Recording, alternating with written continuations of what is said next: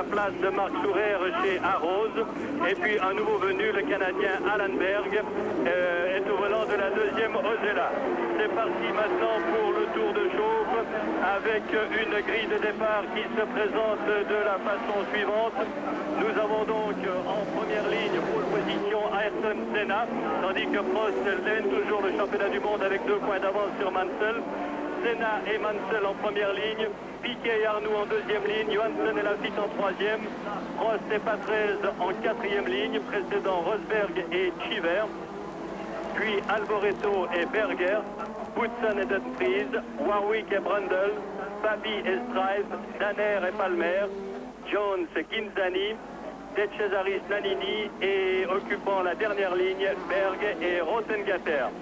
Un circuit long de 4 km et 23 mètres qu'il conviendra de boucler à 63 reprises, soit un total de 253,449 km. Le record du Tour est détenu depuis l'an dernier par Ayrton Senna en 1,45,612, soit à la moyenne de 137,132 km/h. Voilà pour les données essentielles. Vous découvrez ou refaites connaissance avec ce circuit très difficile où l'on change pas moins de 37 fois de vitesse, alors que déjà Rottengatter est en difficulté. On change pas moins de 37 fois de vitesse au tour, ce qui fait un total de 2331 changements de vitesse pour un concurrent qui bouclera la totalité des 63 tours, c'est-à-dire que les boîtes de vitesse, les freins, ainsi que bien sûr les pilotes aussi vont considérablement souffrir sur ce circuit qu'ils n'affectionnent pas beaucoup et sur lequel Rosberg, le grand spécialiste des circuits urbains, avait remporté l'an dernier une victoire éclatante. Le grand favori aujourd'hui, en dépit de la pole position de Senna, est Nigel Mansell, qui a été extrêmement à l'aise, qui a été extrêmement impressionnant ici lors de tous les essais. Au volant de sa Williams Honda, Mansell qui a dû remporter les 2 derniers Grands Prix en Belgique et à Montréal la semaine dernière. Les voitures vont revenir maintenant sur la grille de départ. Un départ toujours assez délicat ici. Elles sont sorties du tunnel et voici la chicane où hier Nelson Piquet et Alain Prost sont partis heurter le mur assez durement. Alain Prost avec sa voiture de réserve et c'est curieusement toujours avec cette voiture de réserve qu'il va prendre le départ maintenant à la 4e ligne. Et voici Eddie Cheever qui a pris la place de Patrick Tambay, qui pour l'instant a quelques petits ennuis de micro, mais on espère que cela sera résolu incessamment. Alors, Senna Mansell, Piquet Arnoux, Johansson Lafitte, Prost Patrese. Arnoux immobilise sa voiture juste devant moi, à 5 mètres de moi à peine. Et les dernières lignes sont encore dans la chicane. 7e manche du championnat du monde des conducteurs. Le Grand Prix des États-Unis ici à Détroit.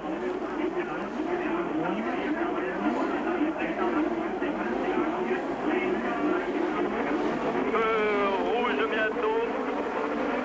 Et c'est parti avec Cheever qui traverse toute la grille et à mano, Senna, Mansell et c'est Senna qui vient en tête devant Mansell et Arnoux alors que Piquet est à l'intérieur. Tout se passe fort bien dans ce premier virage avec Mansell qui essaye déjà de déborder mais le prochain virage sera à droite. Senna s'est déporté du bon côté et nous avons ici où ça sert beaucoup avec Rosberg qui a manqué d'être tassé vers l'extérieur tandis que c'est Berger qui fait l'intérieur maintenant. Rosberg toujours Senna en tête avec Mansell puis Arnoux, Piquet, Johansson, Prost et Lafitte qui précèdent Eddie Cheever dans ce départ extrêmement mouvementé mais où tout s'est fort bien passé heureusement. Senna a pris un avantage qui bien sûr n'est pas déterminant mais qui est très important sur ce circuit où il est très difficile de doubler. Patrick Tambay, je ne sais pas si on vous entend maintenant. Un premier commentaire sur ce départ. Eh bien tout s'est très bien passé, il fallait redouter le premier gauche et surtout le droit qui est au bout de la ligne droite de retour, mais apparemment tout est en ordre maintenant, il va falloir rentrer dans la course et je crois que c'est très bien parti pour du beau spectacle cet après-midi. On l'espère et nous allons suivre cette course bien sûr en intégralité sur la chaîne sportive. Ceci aux environs de 22 h. Je ne sais pas si nous sommes toujours en direct dans les actualités sportives, mais de toute façon nous allons vivre cette course maintenant avec un constat, celui de l'excellent départ pris par Alain Prost, tandis que Mansell harcèle le Senna. Les trois premiers concurrents sont très proches les uns des autres. Il s'agit de Senna, Mansell et Arnoux. Un Arnoux assez surprenant, dont la Ligier, vous le savez sans doute, est équipée de pneumatiques Pirelli, contrairement aux autres voitures des premiers rangs qui, elles, sont dotées de pneus Goodyear, c'est-à-dire une différence importante avec Piquet, qui a fait mine de vouloir faire l'extérieur, mais sans succès.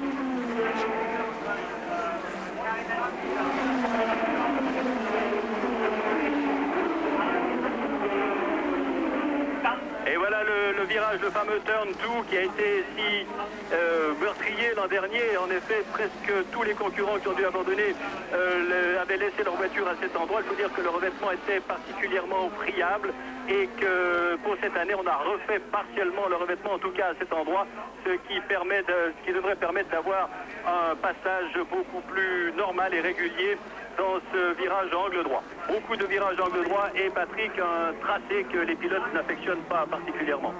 Non, et ceci dit, c'est surtout à cause du revêtement qui, dans la portion arrière du circuit sur laquelle nous nous trouvons à l'heure actuelle, est très mauvaise. Ils ont refait des petits patchs, comme on l'en dit, ils ont rafistolé par-ci par-là, mais ça a au contraire détérioré la piste un petit peu plus. Il n'y a pas de progrès, à la limite c'est même pire que l'an dernier. Et ce revêtement aussi bosselé nous rappelle un petit peu les skieurs, les descendeurs à ski sur les pistes lorsqu'elles sont pas bien, lorsqu'elles ne sont pas vraiment des boulevards. Vous êtes un ancien skieur, est-ce que dans la voiture on a aussi cette impression? Ce type de circuit correspond, si l'on veut, à une épreuve de slalom. C'est un petit peu un gymkhana. Là, on est secoué de part et d'autre dans la voiture, énormément de soubresauts. C'est un petit peu une épreuve de slalom, alors qu'une course comme l'Autriche, par exemple, Zellweg, est une course beaucoup plus pure de trajectoire, de finesse, donc qui se rapproche à une descente.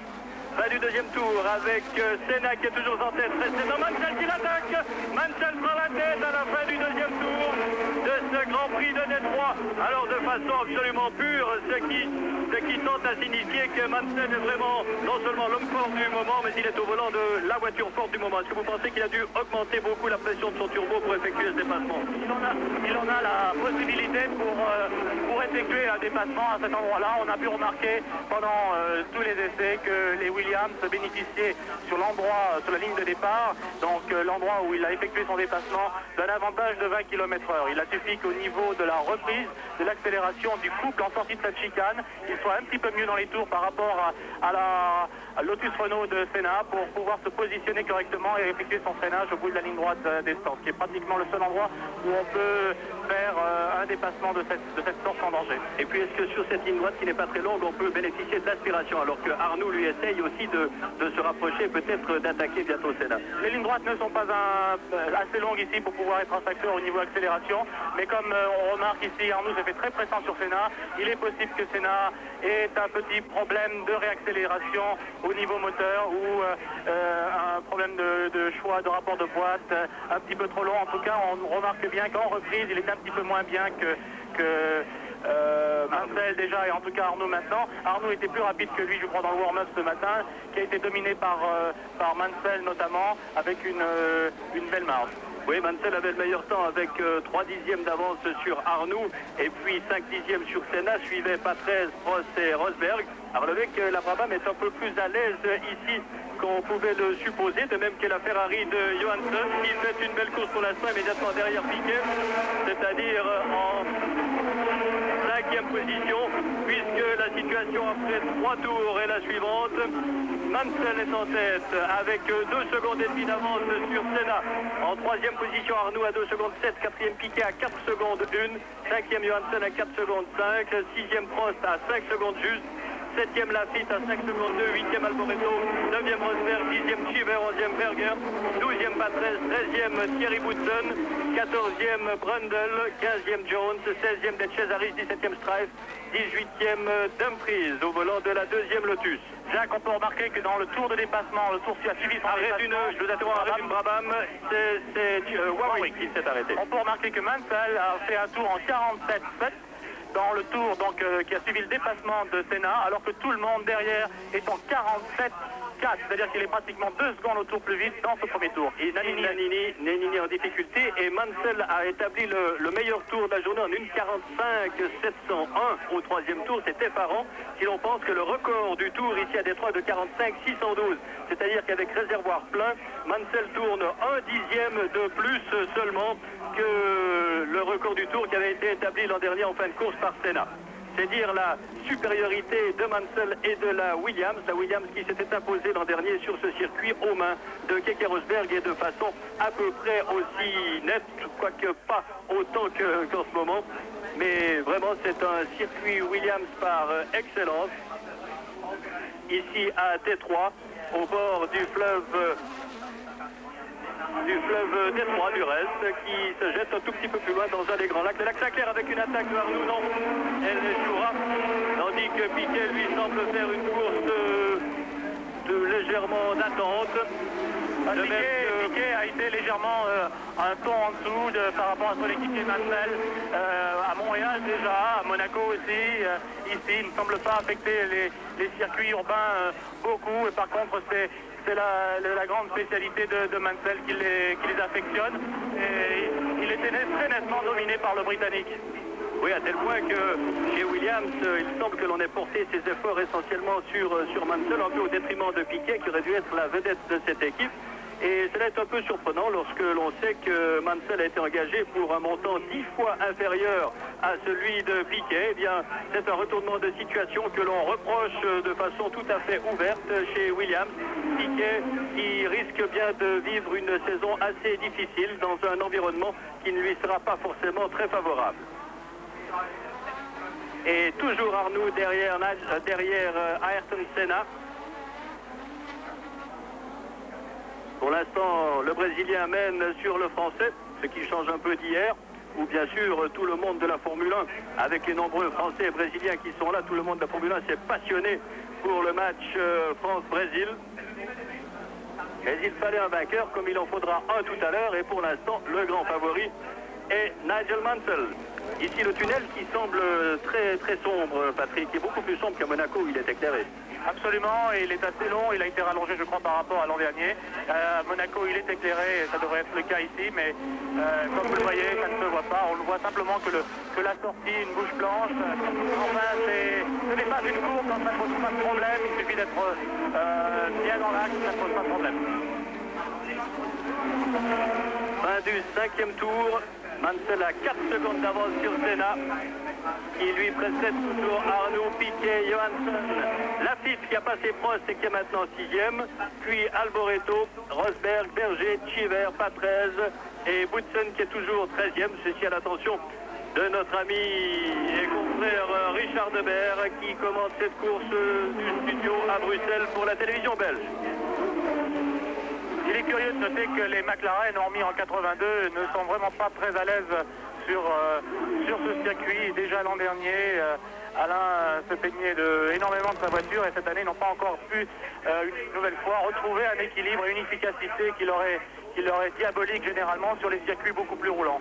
Oui, je crois vraiment que c'est un circuit qui n'est pas fait pour les McLaren. Cela se confirme d'année en année, même si le premier Grand Prix de Détroit avait été gagné par Watson sur McLaren, mais c'était encore avec le moteur Cosworth atmosphérique en 1982. Les voitures ont tellement évolué en 4 ans que toute comparaison serait absolument vaine. Senna résiste bien à Arnoux qui semble, ne pas dire s'être calmé, mais le harceler un peu moins. On attend bien sûr les Ligiers ici, bien qu'il ait été précisé par Gérard Larousse que sur ce circuit où les freins sont particulièrement sollicités, ceux de Arnoux souffrent beaucoup, surtout les freins arrière. Il faut souligner que l'année dernière, tous les pilotes étaient la majorité des freins en carbone et que Williams avait pris la sage décision de revenir aux freins conventionnels pour Rosberg, et c'est ce qui lui avait permis de couvrir la distance sans aucun problème à ce niveau-là. Maintenant, les progrès ont été faits d'une façon tellement flagrante sur les freins que ça ne pose théoriquement plus aucun problème pour passer en carbone. Oui, à l'exception toutefois des deux Benetton et de la Tyrrell de Strive qui sont revenus au disque métallique. Ça coûte très cher et il y a deux types de freins en carbone et la Tyrrell ne bénéficie pas de ces derniers développements. Toujours Mansell, Arnaud, Piquet, Johansson, Lafitte, Prost. Prost qui me disait tout à l'heure qu'il allait observer un petit peu ce qui allait se passer durant les 10 premiers tours, où effectivement, avec le poids de l'essence dans le réservoir, les freins sont beaucoup plus sollicités, mais là on voit que Senna revient sur Mansell. Mansell avait tout à l'heure 4 secondes d'avance, il en a maintenant plus que 2,2, ceci au dernier pointage. Voyons ce qui va se passer maintenant, car Mansell va boucler son 7e tour. On peut remarquer que dans les temps autour, Senna vient de faire 45,8, suivi d'Arnaud à 45,8, mais par contre Mansell est en 47,6. Est-ce qu'il aurait un problème quelconque, c'est difficile à dire, ou est-ce qu'il est maintenant assure un rythme, un tempo, rentrer dans ce rythme, c'est difficile à savoir, mais en tout cas il est un petit peu moins vite autour, c'est ce qui a permis à Senna et Arnaud de revenir sur lui. À Senna surtout, Arnaud un petit peu moins on dirait, car il est lâché Arnaud, il est complètement lâché même. Oui, Mansell a des problèmes. Enfin, complètement lâché, il est à 3 ou 4 secondes, mais comme il était dans les roues de Senna tout à l'heure, et Senna devrait bientôt reprendre le commandement de la course, pas tout de suite, et Senna ne va pas tarder.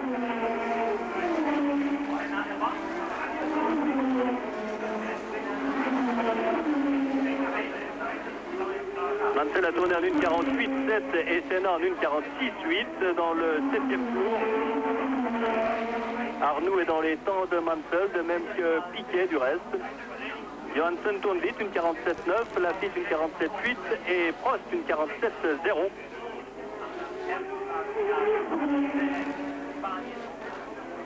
Et avec Senna qui essaye de faire l'extérieur, qui aimerait bien reconquérir le commandement de cette course qu'il avait occupé durant les 2 premiers tours. Selon toute vraisemblance, un problème moteur, un problème de réaccélération, ou alors peut-être un problème de boîte, mais apparemment c'est un problème moteur parce que vous voyez que Arnaud maintenant, parce que Mansell retarde Senna, Arnaud peut rejoindre au paquet. Et c'est très étonnant de voir les voitures qui débouchent là sur la West Avenue, bordée de murs avec la circulation normale qui se fait de l'autre côté. C'est une de ces particularités de Détroit, où l'on vit vraiment, et c'est normal, à l'américaine, avec des habitudes un peu particulières, mais pas désagréables pour autant. En tout cas, les Américains semblent avoir pris l'habitude maintenant de ce Grand Prix, puisqu'ils sont venus en full record aujourd'hui. Je crois qu'on a relevé 200. Attaque de Senna, et Senna est en tête. 8e tour, Senna reprend la tête. Oui, il y a une foule énorme. Déjà hier, il y avait 20 000 personnes de plus que l'année dernière. Et aujourd'hui, cette foule est compacte. Sur l'ensemble des 3 journées, on note 250 000 spectateurs, mais je pense que de très gros problèmes pour Mansell. Oui, Arnaud est 2e.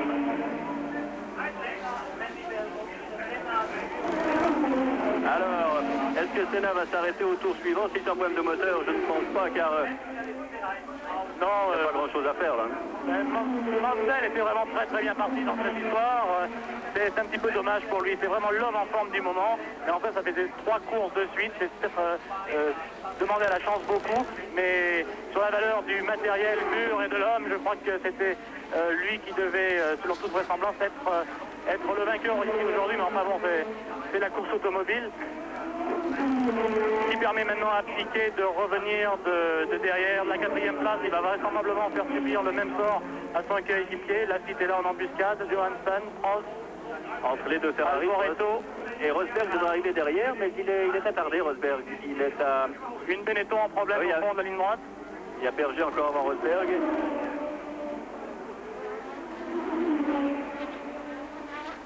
Ainsi, selon toute vraisemblance, pas de 3e victoire consécutive pour Mansell. La dernière fois que la chose est arrivée, c'était à Alain Prost qui avait gagné les 2 Grands Prix d'Europe et du Portugal en 84 et le premier Grand Prix 85 au Brésil. L'arrêt de la Benetton de Berger, je pense. C'est difficile à dire.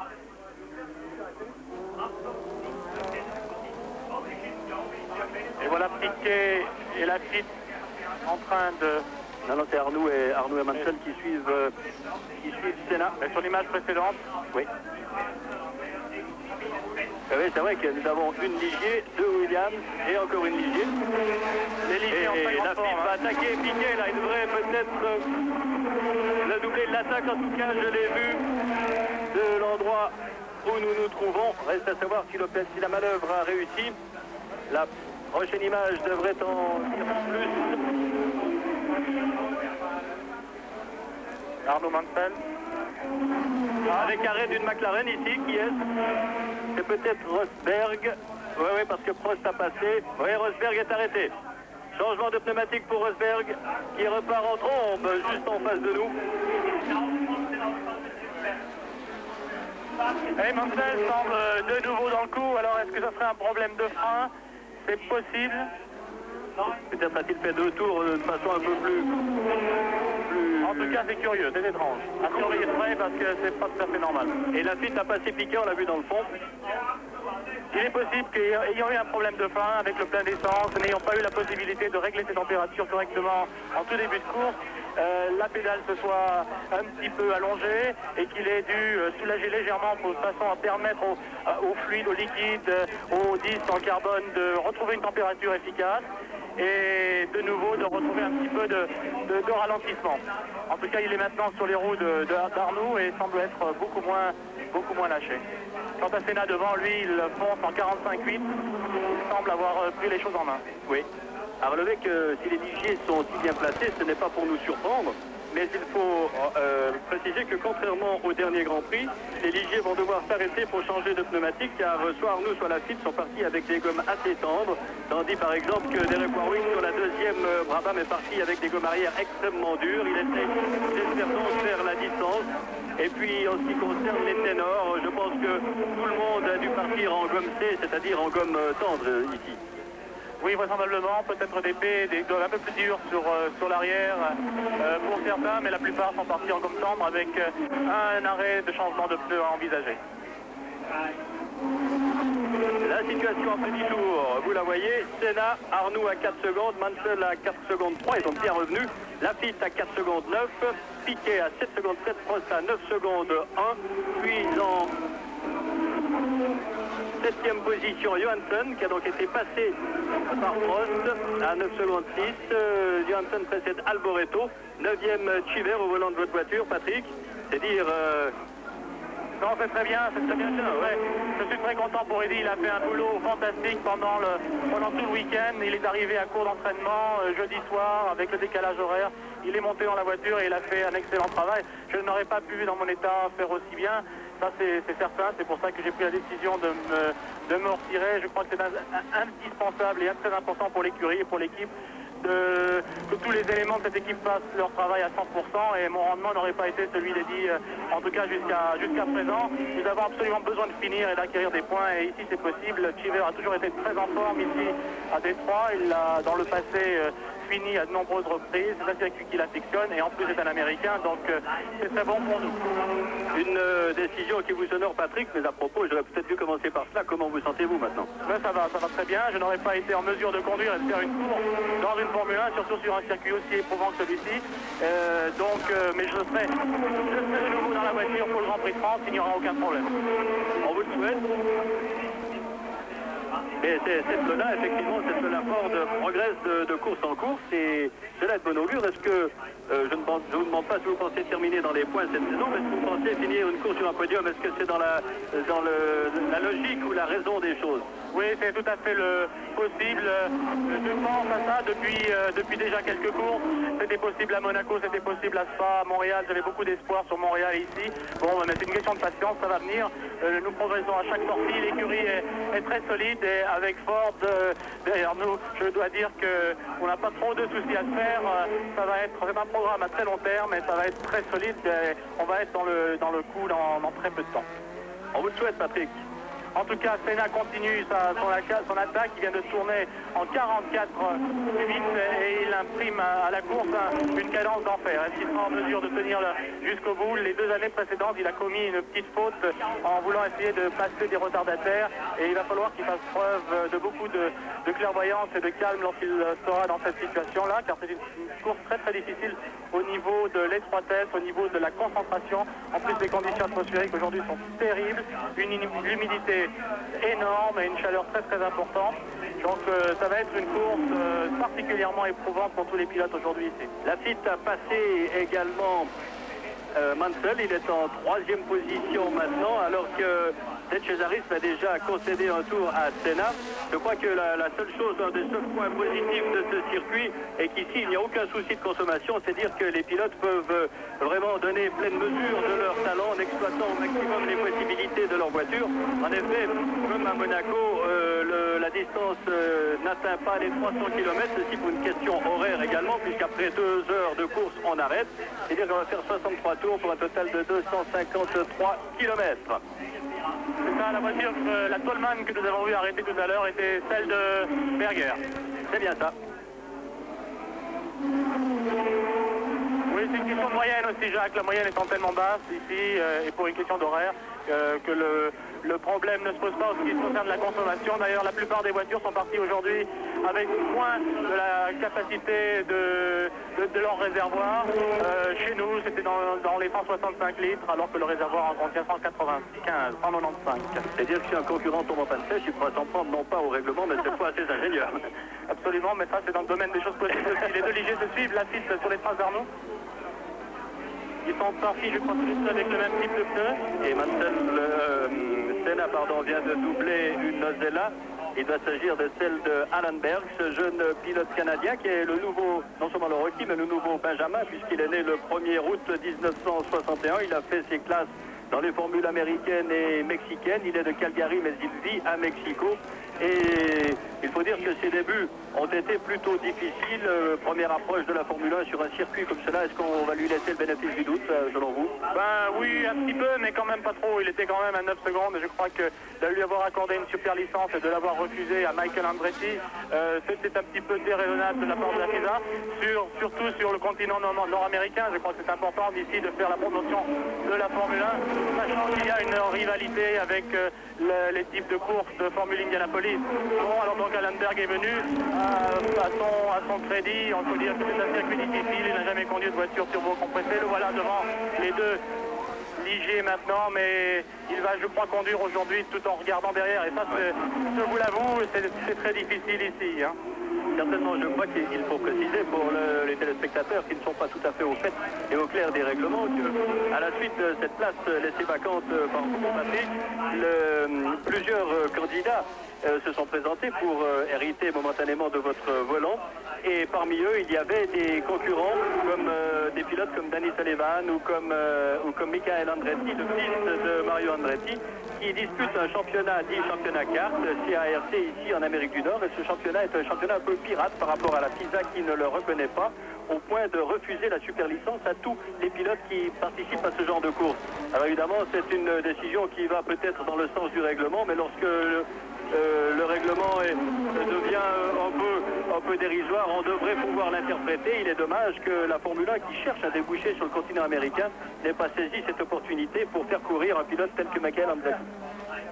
Rosberg n'est plus là. Me souffle Johnny Reeve. On est bien encadré aujourd'hui, comme à dimanche dernier, du reste à... Où étions-nous? À Montréal? Oui. Pas moi. Pas vous. Oui, vous étiez un petit peu en dehors de Montréal. C'est là dans les stands, le tour précédent en 46-0, vraisemblablement un problème, peut-être changement de pneu. Alors c'est Arnoux qui va passer en tête. Arnoux est en tête Devant la fuite. Alors il y a bien longtemps qu'on n'a pas eu, je me souviens pas qu'on ait vu 2 Ligier en tête d'une course. Eh bien, Pirelli semble être bien parti dans cette course, c'est un des signes. Oui, et là, 11 secondes 67.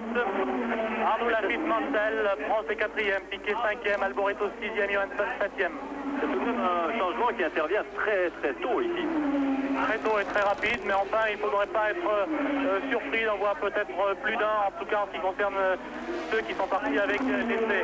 La suite dans la portion difficile, dans ces deux gauches rapides et en dévers, semble assez rapide par rapport à Arnoux. Par contre, celui-ci semble reprendre un petit peu à l'accélération et Jacques revient au freinage. Jacques en très grande forme en ce moment. Ah oui, super forme.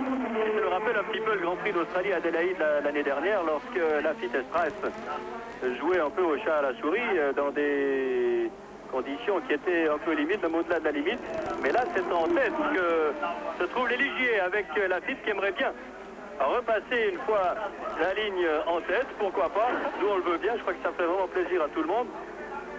Et je pense qu'Arnoux n'a plus mené de course depuis l'époque où il était chez Ferrari. Il a bouclé 502 tours en tête, soit un total de 2545 km, ce qui est tout de même remarquable. Voici Eddie Cheever, qui est 9e actuellement.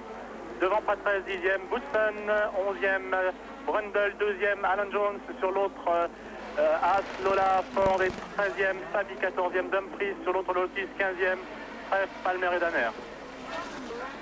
Donc Woodson a gagné 2 rangs. Et puisque l'on parle de Woodson, je vais vous donner un petit bulletin de santé de Marc Sourer, dont nous avons appris avec plaisir que son état s'améliore constamment. Il est maintenant parfaitement conscient, il peut parler. On a même retiré les éléments qui l'aidaient à respirer. Et Marc devrait pouvoir être rapatrié en Suisse à l'hôpital de Lille à Berne, peut-être dans le courant de la semaine prochaine. Mais maintenant, il est absolument certain que ses jours ne sont plus en danger. On sait même que la première réaction de Sourer lorsqu'il a repris connaissance après tout de même 2 semaines de coma semi-artificiel a été de savoir quel était l'état de ses jambes. Et la deuxième question qu'il a posée à ses médecins était de savoir s'il pourrait un jour refaire de la compétition automobile. C'est ce qu'on appelle avoir le virus. Et chose curieuse, Mansell est maintenant de nouveau à l'attaque. Il vient de boucler le tour le plus rapide en 44.3 et il est actuellement 3e, on ne le voit pas. Donc ça doit être vraisemblablement peut-être un problème de frein. Les choses maintenant rentrant dans l'ordre, la voiture s'allégeant un petit peu.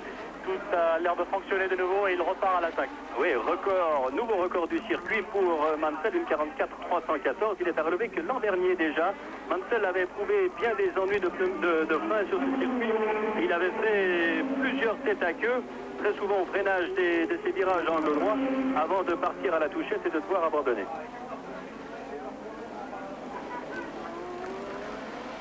Eh bien, 2 Français en tête. C'est vraiment le week-end des Français, Patrick. Et apparemment, les 2 Ligiers sont très à l'aise ici sur ce circuit. René Arnoux, très agressif cette année, a retrouvé après une année sabbatique toute sa forme. Et il a entraîné dans son sillage, ici Warwick, au milieu des 2 Ligiers.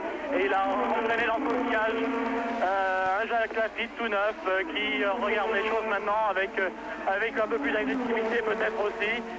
Peut-être moins de plaisir dans la pratique de son sport, mais avec un compagnon d'écurie qui le stimule tout à fait. Et on retrouve maintenant un Laffite des grands jours. Ici, beaucoup plus à l'aise. Brundle est en difficulté au volant de la Tyrrell Renault. Brundle qui avait été sorti proprement par Alliot l'année dernière. Alors pour l'instant, nous avons eu dans ce championnat du monde 6 courses, 4 vainqueurs différents. Mansell et Prost se sont imposés à 2 reprises, Piquet et Senna une fois chacun. Va-t-on assister à la 50e victoire française en Grand Prix? Il est beaucoup trop tôt pour le dire avec Laffite qui se fait menaçant. Il y a une petite chose curieuse, Jacques. Les 2, Arnoux et Laffite, les 2 Ligiers roulent en 46.0, 46.3, alors que derrière, Mansell est 44.4, Prost 44.4. Piquet 44.9, Senna derrière aussi qui est en 8e position en 44.5 derrière Johansson. Oui, il semble que ceux qui sont en tête se gèlent un petit peu, semblent se contracter un petit peu, perdre un petit peu de temps autour, à moins que ce soit une Tyrrell, à moins que ce soit Arnoux en l'occurrence qui freine maintenant un petit peu Laffite. En tout cas c'est beaucoup plus vite derrière, la chasse est ouverte. Et Senna vient de repasser Johansson qui lui-même avait été doublé par Alboreto. Johansson qui avait terminé 2e ici l'an dernier. Et la situation après 16 tours, nous avons Arnoux en tête avec 7 dixièmes d'avance sur Laffite, puis 3e Mansell à 4 secondes, 4e Prost à 7 secondes, 5e Piquet à 12 secondes, 6e Alboreto à 14 secondes, 7e maintenant Senna, 8e Johansson, 9e Cheever, 10e Patrese, 11e Woodson, 12e Jones, 13e Dumfries, 14e Fabi, 15e Treff.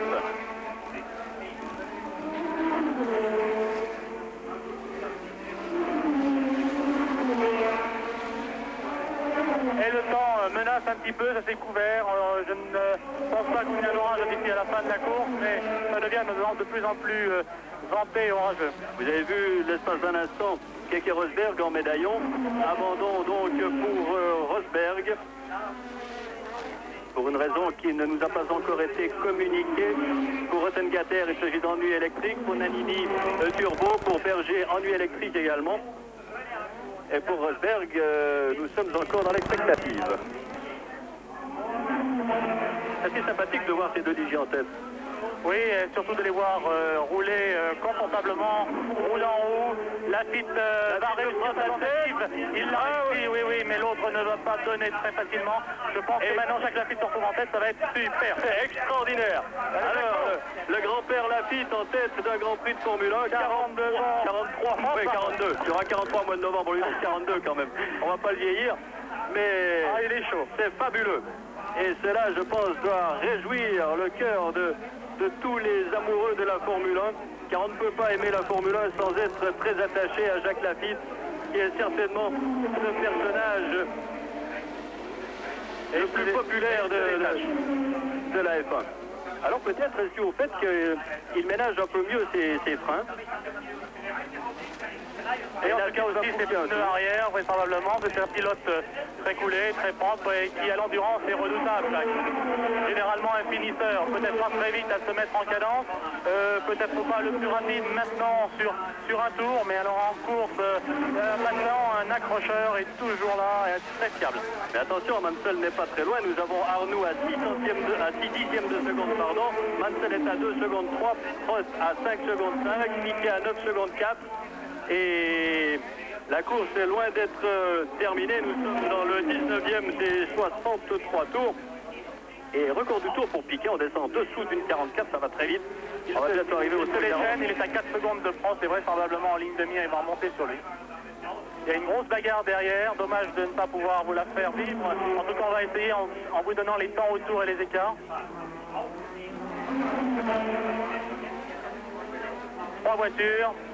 La quatrième, Prost étant là sur la ligne droite qui est derrière les stands, la plus bossée du circuit. Un gauche-droite, 90 degrés en seconde.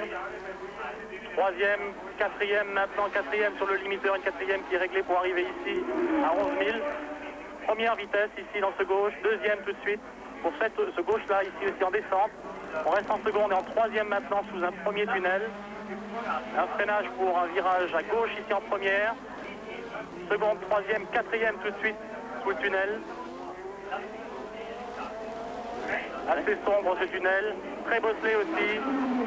Un freinage très délicat parce que pas d'échappatoire sur le devant pour un virage à droite et à gauche en seconde.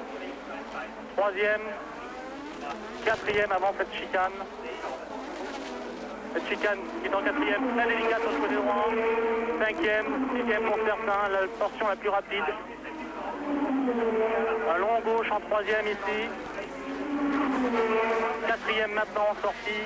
Cinquième sur ce morceau de bout droit juste derrière les stands. Ici, Brundle qui rentre. Oui. C'est étonnant de vous entendre dire les changements de vitesse, Patrick, parce que j'ai sous les yeux le tableau de changement de vitesse de Prost et je constate que pour lui, par exemple, les changements sont très très différents. C'est-à-dire que vraiment chaque pilote fait régler sa voiture, fait monter les pignons en fonction de sa sensibilité, ou comment est-ce que ça se passe? Souviens-toi, Jacques, que je n'ai pas tourné ici depuis l'an dernier, alors j'ai peut-être fait quelques erreurs. En tout cas, on va s'en référer au changement de vitesse du champion du monde, alors tu vas de nouveau le donner. Quand on le verra, quand on le verra. Enfin, on a quand même tout le temps sur les vitesses. Et hier, j'ai vu Berg. Record du tour pour Jacques Lafitte, qui est alors maintenant en train de pousser, 43,8. J'ai vu hier la paume de la main de ce nouveau pilote canadien, Alan Berg. Il était littéralement en sang. C'est-à-dire qu'on ne doit pas lâcher souvent le levier de vitesse ici. Même pour les plus endurcis, c'est très difficile. Ça fait un changement de vitesse à peu près toutes les 2 ou 3 secondes. Oui, 37 au tour. Fois 63, ça fait 2331. On imagine le degré de sollicitation des boîtes. Il n'y a pas beaucoup d'abandon pour l'instant. c'est un petit peu curieux, assez de fiabilité en ce qui concerne les mécaniques, pas trop de fautes non plus, pas de touchettes. Tout le monde, je pense, dans ce début de course est rentré un petit peu dans le rythme. La cadence doit être autour de 90% peut-être, sauf pour notre ami Jacques qui vient de nouveau de refaire le record du tour avec 43. C'est Arnoux en 43 aussi. Ils se tirent une course terrible les deux.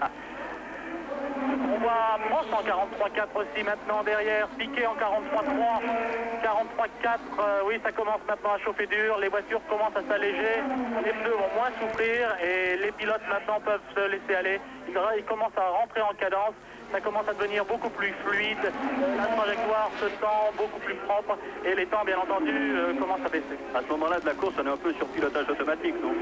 Peut-être pas encore, mais ça va commencer. À partir d'un certain moment, le cerveau est un petit peu au point mort. On est fluide, on est automatique, comme vous le disiez. Et tout en ayant une certaine part du cerveau qui se concentre sur la tactique, mais tout devient automatique. Ouais, c'est vrai. On y revient.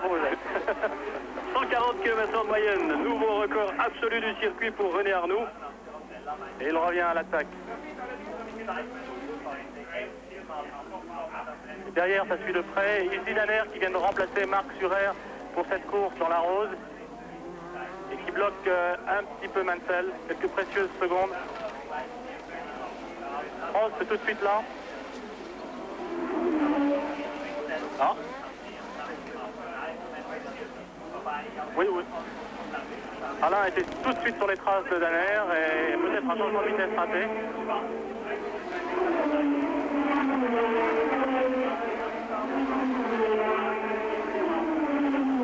Eh bien, nous n'en sommes pas encore là, mais je vous signale que dans l'histoire de la Formule 1, nous avons assisté qu'à un seul doublé Ligier. C'était au Brésil en 1979, doublé Ligier-Ford avec Lafitte déjà, qui s'était imposé devant son coéquipier de l'époque qui était Patrick Depailler.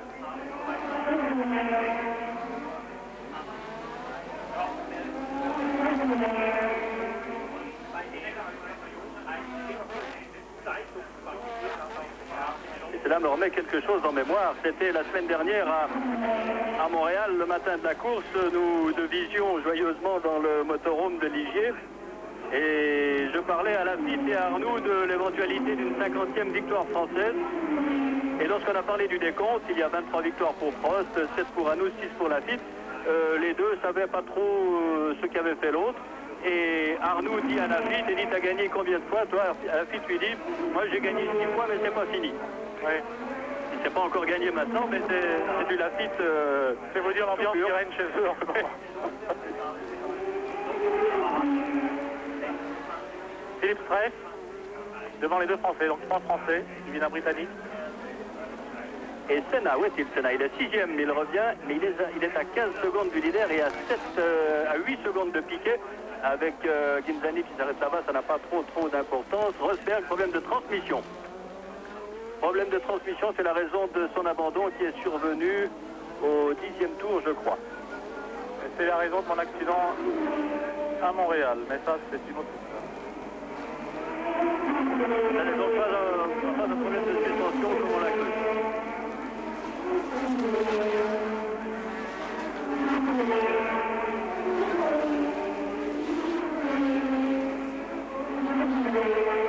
Alors Arnoux est à moins d'une demi-seconde de Lafitte, Mansell est à 2 secondes 7, c'est-à-dire que Mansell ne semble pas vouloir faire le footing, peut-être observe-t-il lui aussi une petite course d'attente. Nouveau record du tour pour Senna, c'est son record personnel, une 43-334, mais il n'est pas loin du record du tour. Le record du tour qui est à une 43-31.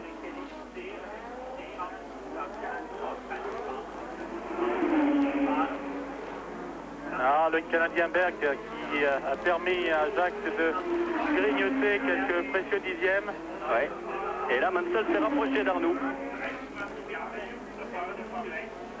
Enfin, on assiste à une très belle course. Il faut dire que là, la consommation n'est pas à l'ordre du jour. Chacun, lorsqu'on regarde les temps autour, donne son maximum. Et ça fait plaisir à voir et à suivre d'ici. Et on peut se dire qu'il y a encore quelques quelques courses à patienter. Puis l'année prochaine, nous aurons de nouveau des courses où il n'y aura pas ce souci-là. Avec la limitation à 600 chevaux, on ne sait pas encore comment elle sera appliquée. Les ingénieurs ne sont bien entendu pas encore d'accord entre eux et avec la FISA. Mais lorsqu'on arrivera à cette situation, nous n'aurons plus ces courses tactiques, ces courses à la consommation. Oui, ça va être très difficile, Jacques, de trouver un accord technique sur ce principe. Ceci dit, c'est très nécessaire, mais enfin on murmure d'autres formes de structure, notamment au niveau d'un système pour les qualifications un petit peu bizarre. Enfin, vous le saurez en vous en référant à vos gazettes favorites, mais il se passe quelque chose de bizarre.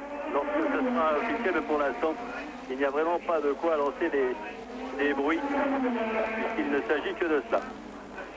Et un peu plus. Mansell semble maintenant inquiéter Arnoux qui, en accélération à la sortie de ce virage, vous l'avez vu, semble avoir quelques petits problèmes peut-être avec ses pneus arrière tendres, les Pirelli gomme tendre, la même type de gomme devant et derrière. Et là, son petit travers semble indiquer que peut-être il chauffe un petit peu trop ses pneus arrière. En tout cas, Mansell se fait menaçant et ce qui va peut-être permettre à Jacques de se dégager, mais je ne crois pas qu'il va se dégager beaucoup. Parce qu'il a les mêmes pneumatiques qu'Arnoux, le même type des Pirelli 2, c'est-à-dire très tendres.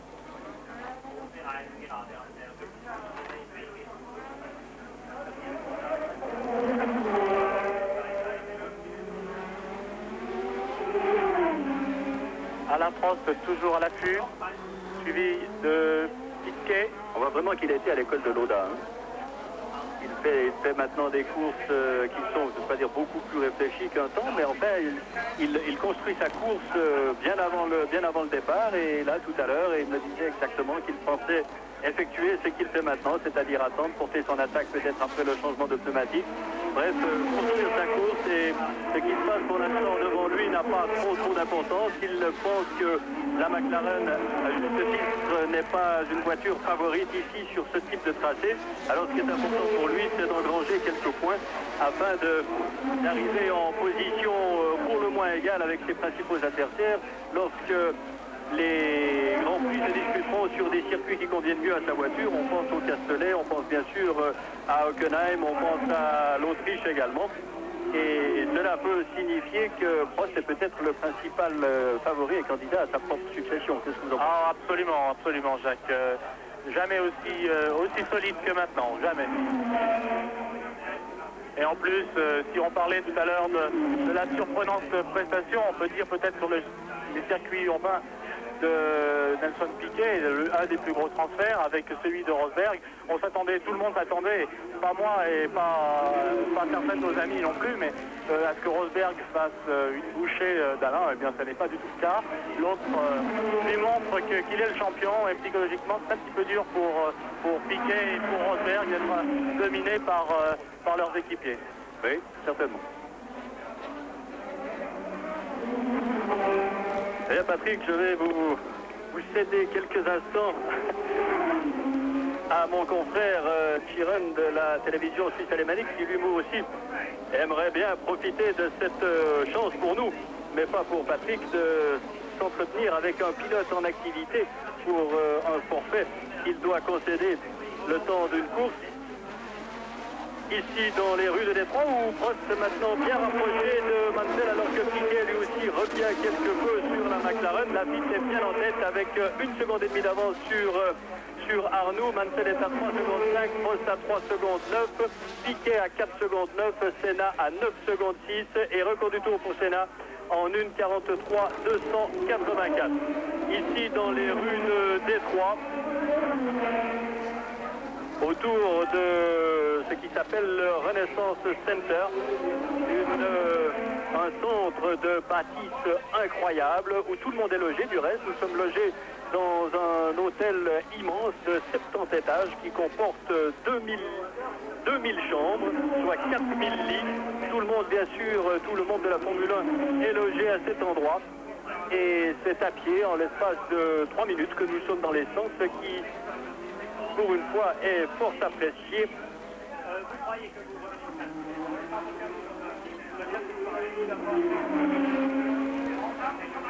Détroit qui dit bien sûr avec passion ce Grand Prix. On rappellera que Détroit est la capitale mondiale de l'automobile. Et hier soir, le président directeur général de Ford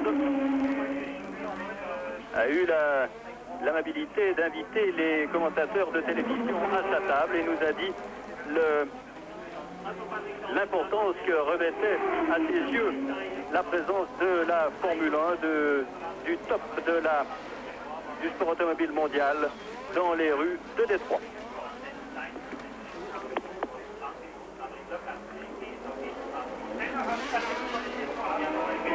Et bien donc que l'on voit Mansell qui précède Prost de peu, c'est pour la 3e place, on ne peut s'empêcher de penser, attention Prost a fait l'extérieur, Prost est 3e je crois, attendons la coupe. Non, il n'a pas passé. Il a essayé sur l'extérieur, mais ça n'a pas réussi. Prost a décidé maintenant de faire le forcing. En tout cas, de passer à l'attaque. Et je disais que lorsque l'on voit Mansell devant Prost, on ne peut pas s'empêcher d'évoquer ici le titre de notre confrère L'équipe la semaine dernière, qui, au lendemain de la victoire de Mansell devant Prost, a titré Prost au régime Mansell, un jeu de mots qu'il fallait oser faire.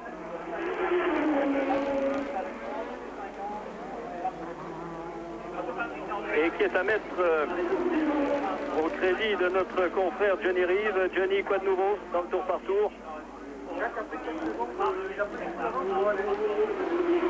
Oui, c'est effectivement ce qui ressort des temps ici, c'est que la FIT profite du blocage, pas le blocage, le mot est beaucoup trop fort, mais profite du fait que Mansell est un peu bloqué par Arnoux. Ah, mais maintenant Piquet a passé Prost également.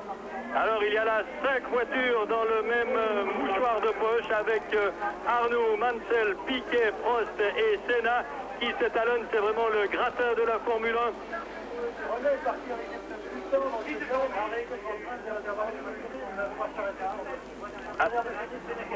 Alors aux dernières nouvelles, Johnny Reeve me dit que Arnoux est parti avec finalement au dernier moment avec des gommes un tout petit peu plus tendres que... Et il s'est arrêté. Il est arrêté, Arnoux, arrêté à son stand, juste en face de nous. C'est dire que Mansell est en 2e position devant Piquet, Senna et Prost. Senna a passé Prost, alors peut-être quelques ennuis pour Prost. Et Arnoux repart. Juste au nez d'une Zach Speed, qui doit être celle de Jonathan Palmer. Et nous allons donc reprendre le classement alors que Patrick nous revient. Nous reprenons donc le classement. Lafitte est en tête avec 5 secondes 6 d'avance sur Mansell. 6 secondes 4 sur Piquet. Senna est 4e à 7 secondes 3. Précédent Prost à 7 secondes 6. 6e maintenant Arnoux qui est à 23 secondes mais qui a opéré son changement de pneumatique, tout comme Senna du reste. 7e Alboreto à 24 secondes. 8e Johansson à 32 secondes. 9e Chiver à 45. 10e Patrese à 48. 11e Woodson à 1,06. Puis 12e Dunfries à 1,19. 13e Jones à 1,21. Alors que ont déjà été doublés Palmer, Stripe, Danner et Huawei.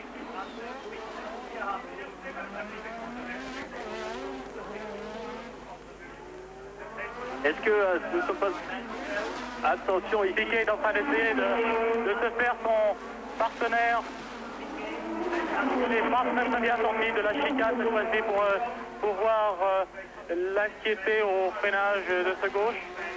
En tout cas, c'est une course fabuleuse, fantastique ici avec les protagonistes du championnat du monde. Ils sont en bagarre, roue dans roue, couteau tiré, je peux vous le dire. Là, tout est sorti, tout le talent est sorti, toute l'attaque est là. Voilà ce fameux complexe de la Renaissance dont je vous parlais tout à l'heure. Et Est-ce que, selon vous, Prost a un peu levé le pied ou est-ce qu'il serait en but avec des ennuis? Avec ici un arrêt de Philippe Streiff. Non, c'est difficile à dire. Je pense qu'il a peut-être un petit problème. Je pense que s'il pouvait suivre la cadence, il serait resté avec. C'est un petit peu les passages à vide ou mécaniques ou physiques que l'on peut ressentir pendant une course. Là maintenant il a décroché un petit peu, mais il va certainement revenir avec l'accordéon. C'est difficile à dire si Alain se préserve. Je crois que peu de choses près mi-course, il en est pas encore là. Hein. Je pense que ce n'est pas impossible qu'il se retienne un petit peu parce que tout à l'heure on l'a vu essayer de passer Mansell au freinage, ça a échoué. Tout de suite après, Piquet l'a passé, puis Senna l'a passé. Alors peut-être a-t-il un peu trop sollicité ses freins, veut-il les préserver un petit peu? C'est possible, Jacques. C'est des choses qui arrivent, qui se passent dans le cockpit. C'est possible.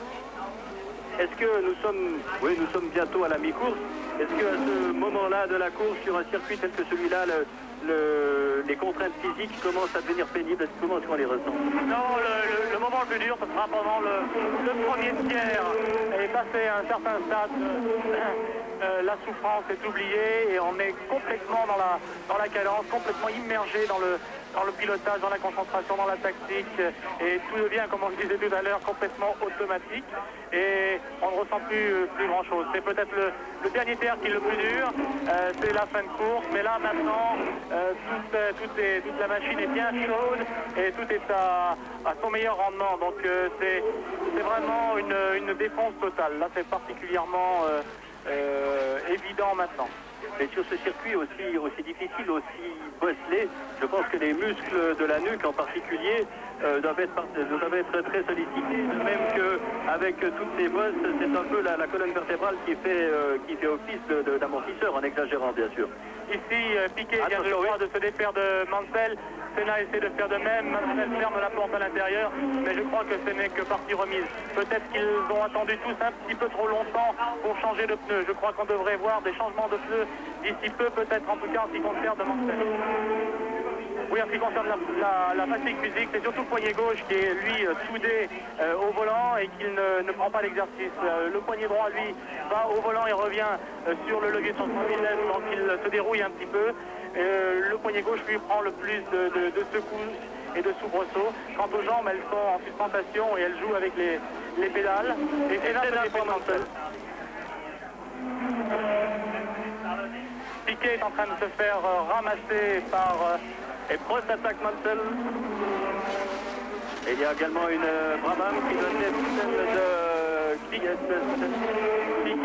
est en train de revenir maintenant sur Mansell.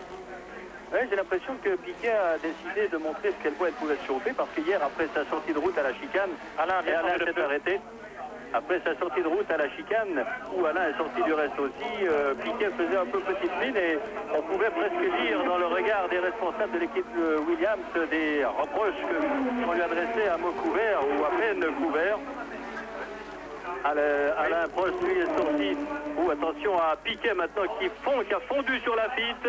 Et Piquet va prendre la tête de la course incessamment, je pense. Il attaque au 30e tour. Et Piquet est en tête en allumant un tout petit peu ses roues. Piquet a pris la tête, alors il a vraiment fondu sur le leader. Nous avons Piquet, Lafitte, Senna aux 3 premières places. C'est vraiment une course d'une rare intensité.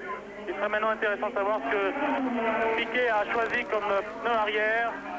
Et s'il a une différence par rapport à Mansell, en tout cas il est en grande cadence maintenant, il s'est complètement réveillé. Et ici Lafitte va s'arrêter car Senna n'en fait qu'une bouchée. Et les deux Brésiliens en tête de la course. Alors ça la revanche sur les Français, là. On n'en sortira jamais.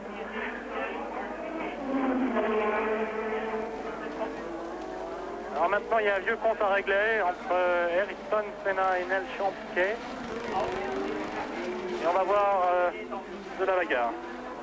Alors on ne sait pas ce que font, je vois les confrères brésiliens qui sont parfaitement muets, mais hier soir les commentateurs de TV Globo me disaient qu'ils s'attendaient à devoir commenter toute la course après la défaite du Brésil en pensant que le match Argentine-Angleterre qui se joue en ce moment, au même moment que la course, eh bien ce match allait revêtir beaucoup moins d'importance. Eh bien apparemment on a donné la préférence au mondial encore.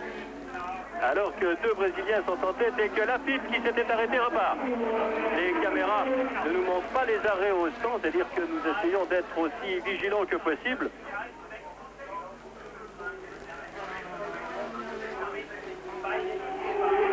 Et Piquet à 1 seconde 7 d'avance sur Senna, 15 secondes 4 sur Mansell qui a perdu bien du terrain. Prost est quatrième après son changement de pneumatique à 21 secondes. Ici c'est Cesaris qui va concéder un tour encore. Oui, c'est le deuxième. Et Alan Jones que l'on voit qui lui aussi va s'incliner devant le leader.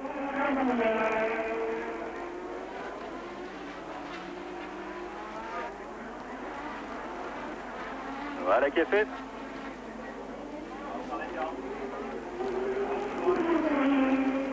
Et bien Keke Rosberg qui affirmait dans un dépliant que l'on trouvait ici à Détroit, Détroit I love you. Je pense que Keke doit l'aimer un peu moins aujourd'hui que l'an dernier où il s'était imposé. Il reste toutefois le spécialiste presque indiscuté, en tout cas un des tout grands spécialistes des circuits urbains, lui qui s'est imposé à Monaco, à Dallas, à Adélaïde et à Détroit. Il est curieux de noter, Jacques, que sur un circuit où la consommation n'est pas un problème, il est donc possible d'utiliser... Voilà, Senna dans les temps pour trouver le feu. Non, il est possible... Ah non, c'est uniquement le dépassement de Jones, je m'excuse autant pour moi. Que les moteurs donc ont été ici en version course, aussi poussés que possible pour, en fonction de la fiabilité. Et on le remarque, peu d'arrêts, peu d'incidents à ce niveau-là. Donc les moteurs à l'heure actuelle sont vraiment progressés d'une manière fantastique. Et c'est très heureux, de même qu'il est très heureux de constater que pour l'instant, en tout cas, ces murs impressionnants n'ont pas gêné les concurrents. Hier, pendant les essais, il était effarant de constater que les voitures passaient si près des murs qu'elles décollaient presque certaines affiches publicitaires à certains endroits, tellement on les frôle, avec ici un nouvel arrêt pour une Ferrari. Non, c'est une Ferrari qui s'arrête. Et le vieux renard, Alain Prost, champion du monde, troisième maintenant, à 19 secondes de la tête. Il va falloir suivre sa progression avec intérêt. Oui, Alain Prost qui s'envolera, c'est Alboreto qui s'est arrêté, Prost qui s'envolera ce soir déjà, lui aussi pour l'Europe, et mardi déjà, mardi et mercredi, il procédera à des essais à Silverstone. C'est vraiment une vie qui n'est pas de tout repos que celle de pilote de Formule 1. On peut remarquer chez Alain une motivation intacte. Il est là comme si de rien n'était, comme l'an dernier, peut-être avec une sérénité un petit peu plus grande due à son titre, mais il est là avec la même agressivité, la même conscience professionnelle, la même motivation qui concerne les essais et les courses. Et comme tu le disais tout à l'heure, il sera certainement encore un des gros favoris du championnat cette année, avec vraisemblablement Mansell. Peut-être encore Piquet, enfin c'est encore très très long, hein. La saison va être encore très très longue, en tout cas intéressante. Oui, nous ne sommes pas encore à mi-saison, nous sommes au 7e des 16 Grands Prix de cette saison 86 qui nous fera revenir en Europe très bientôt. Attention ici à Senna qui double un grand attardé. Je n'ai pas vu qui il s'agissait, c'est une arrose, je ne sais pas si c'est Danner ou Woodson qui occupe la 12e place avec une Williams au stand, c'est Mansell. Mansell est au stand, Woodson est 12e à un tour. Je crois personnellement que Mansell aurait dû s'arrêter beaucoup plus tôt. Quant à Piquet, il ne semble pas vouloir s'arrêter. Pour en avoir en tout cas le besoin. Mansell ressort maintenant 6e à 54 secondes de la tête. Et juste derrière Patrese qui ne s'est pas encore arrêté. Il sera intéressant d'avoir Patrese à l'œil. Il est pour l'instant 7e à 56 secondes, mais on sait que les Brabham a demandé, en fonction de son châssis très particulier, a demandé à son manufacturier de créer un nouveau pneu, un pneu qui soit tout à fait en relation avec ce châssis. Ce pneu a été fait en toute petite quantité, il n'y en a que 8 qui sont ici à Détroit. Ils ont été montés ce matin durant le warm-up sur la voiture de Patrese qui s'est déclaré enchanté. Et après le changement de pneumatique, on lui mettra ce nouveau type de gomme qui est beaucoup plus étroit et qui devrait lui permettre de remonter peut-être. Il est 7e pour l'instant et peut-être pourra-t-il remonter dans les points. Pour l'instant, toujours Piquet qui a 3 secondes 8 d'avance sur Senna. En troisième position, on attend Prost qui est à une vingtaine de secondes maintenant. Le voilà. Non, c'était pas lui. Cette fois, Prost vient de passer. Il est à 24 secondes. Meilleur temps pour Piquet, meilleur temps pour une 42 911. Mais où s'arrêtera-t-on? Oui, au 34e tour. Et sans aucun arrêt pour lui. Donc, apparemment, il a fait le bon choix de pneus. Son équilibre doit être excellent. Pour avoir une efficacité comme ça doit marcher très très bien en ce moment à bord de sa voiture.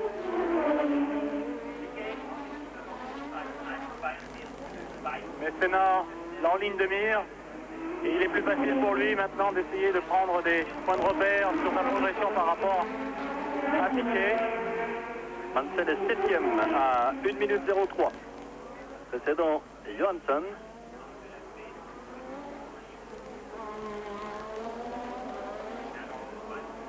Et Chiver, où est-il? Il doit être 9e, peut-être. Non, Alboreto est 9e. Il était 9e tout à l'heure. Ah oui. 10e, je pense.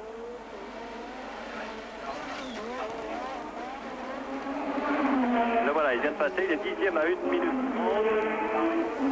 Chiver qui doit passablement souffrir. Hier, à l'issue des essais, il ne cachait pas. Il m'a dit, je suis complètement crevé, j'ai mal à la nuque, j'ai mal partout. La course sera longue pour lui, elle sera pénible, mais pour l'instant, il occupe une bonne 10e place à 1 minute 30 du leader. Alors que Jones, son coéquipier, votre coéquipier, est 13e à un tour. Nouveau record du tour maintenant pour Senna. C'est à chacun son tour. Piquet, Senna, Piquet. Ayrton Senna vient de faire 42 781. C'est dire qu'il est en chasse maintenant sur les talons de Piquet. Et le temps de la pole de Senna était de 1:38 301. On est encore à 4 secondes et demie, mais on ne peut pas comparer ou vouloir comparer ce qui n'est pas comparable. Ayrton bénéficie dans son écurie d'une voiture de qualification pour son usage personnel. C'est pour ça qu'il ne souhaitait pas la présence d'un équipier trop costaud, trop solide, trop expérimenté à ses côtés. Vous le savez, le moteur Renault en qualification peut aller dans les 1200 chevaux. Et il faut donc des rapports de boîte adaptés à cette puissance. Il faut un réglage particulier. Et il a donc deux voitures, une pour la course et une pour la qualification, qui lui permet de signer, ça n'enlève rien à son mérite de pilote très rapide, mais ça lui permet donc de signer ses records, ses pole positions, Grand Prix après Grand Prix. C'est un petit peu le cas de Nelson Piquet chez Brabham à une certaine époque, qui bénéficiait lui aussi de ce régime de faveur, de ce traitement. Et il a souhaité avoir cette façon de travailler dans son écurie chez Lotus. Dit en passant, je ne pense pas que ce soit très constructif. Je crois qu'il faut deux pilotes expérimentés, deux pilotes rapides pour avoir le plus de chances de faire évoluer le produit, la mécanique. Oui, parce qu'on peut se demander ce qu'il adviendrait de l'équipe Lotus si Senna devait tout simplement se casser un poignet. Je crois que là, Lotus serait... Oh, Chiver est en difficulté. Et il ramène votre voiture au ralenti, Patrick. Intact en tout cas. Intact en tout cas, oui. Est-ce que vous aurez des essais entre Détroit et le Castellet dans 15 jours? Eh bien, il y en avait de programmé, mais comme ma voiture de course à Montréal a été complètement détruite, nous n'en avons donc malheureusement pas. Et nous irons directement au Grand Prix de France. Nous avons aussi un nombre restreint à l'heure actuelle de moteurs et nous ne pouvons pas nous permettre de faire trop d'essais privés. Une Lotus, je crois. Oui, c'est... Alors, ça reste Dumfries, je pense. Oui, c'est Dumfries, le casque noir. Ouais, Senna a passé. Alors que le soleil s'est caché maintenant. Et nous ne sommes pas encore aux 3/4 de la course. Je rappelle que si la course devait être interrompue pour une raison ou pour une autre, on pense plutôt à la pluie qu'à autre chose d'ici, eh bien, si les 3/4 de la course, la distance ont été couverts, on en reste là et on donne la totalité des points. Et si ce n'est pas le cas, on effectue un deuxième départ dès que possible sur, bien entendu, les positions acquises. Nous sommes dans le 37e des 63 tours. Pas d'inquiétude, il ne va pas neiger aujourd'hui. Non, mais il y a un ouragan jeudi ici qui était tel que l'aéroport était fermé presque toute la journée. Je pense qu'il y a maintenant 3 secondes d'avance pour Piquet sur Senna au 37e tour. Senna a repris 4 dixièmes, il était à 3,7 au tour précédent. Vous voyez, c'est la bagarre au 10e de seconde. Les temps au tour très voisins. 44,4 pour Piquet, 44 juste pour Senna. Ici, ces deux pilotes donnent le meilleur d'eux-mêmes, tirent le maximum de leur machine, les freinages tirés au cordeau le plus tard possible, le changement de vitesse le plus rapide possible, l'accélération la plus tôt possible dans les virages, de façon à sortir avec le plus grand nombre de tours, tout en étant le plus propre sur les pneus arrière qu'il faut conserver. Piquet ne s'est pas encore arrêté. Et voilà Cheever qui s'arrête là-bas, vous ne le voyez pas. Une Lola Ford encore en course. À relever que pour la... Est-ce que Piquet... Non, on vient de voir Senna. Attendons. On va relever que pour la première fois la semaine dernière à Montréal, une Lola Haas Ford a terminé un Grand Prix. Comment est-ce que l'on doit dire en fait? Une Lola Haas, une Lola Ford, une Lola Ford, Carlas étant le propriétaire de l'écurie. C'est le team Haas, mais la voiture... Alors on voit un Cheever en piste. Nous n'avons pas pu voir d'ici quel type d'intervention a été effectué, c'est un changement de pneu ou quoi, vraisemblablement. Mais il rentrait bien lentement pour que ce ne soit qu'un problème de pneu. Cette chicane est vraiment très délicate ici. Elle est très très délicate, on se trouve au milieu de la chicane, face au mur, et il faut donc pitcher la voiture dans l'autre direction, et à chaque fois c'est un petit peu difficile, c'est un petit peu dangereux.